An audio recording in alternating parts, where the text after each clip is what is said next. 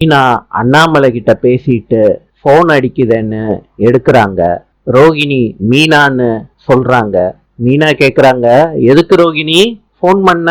Please Meena, கொஞ்சம் வாங்க, உங்ககிட்ட நான் கொஞ்சம் பேசணும். மீனா ரோகிணி சொன்ன இடத்துக்கு வந்துடுறாங்க.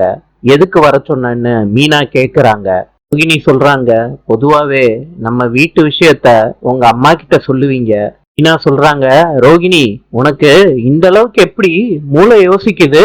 2 வருஷமா ஒரு குடும்பத்தை நீ ஏமாத்திக்கிட்டு இருக்க. ரோகிணி சொல்றாங்க, மீனா கொஞ்சம் பொறுமையா இருங்க.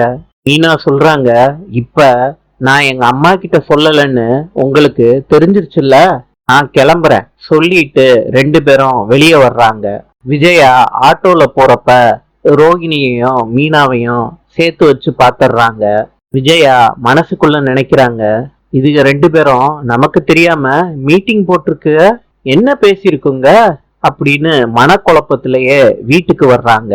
ரோகிணி வீட்டுக்கு வந்த உடனே விஜயா ரோகிணிய கூப்பிடுறாங்க. எங்க போயிட்டு வர? என்கிட்ட எதையும் மறைக்காத. ரோகிணி என்ன சொல்றதுன்னு யோசிக்கிறாங்க விஜயா கிட்ட. நாளை சந்திப்போம்.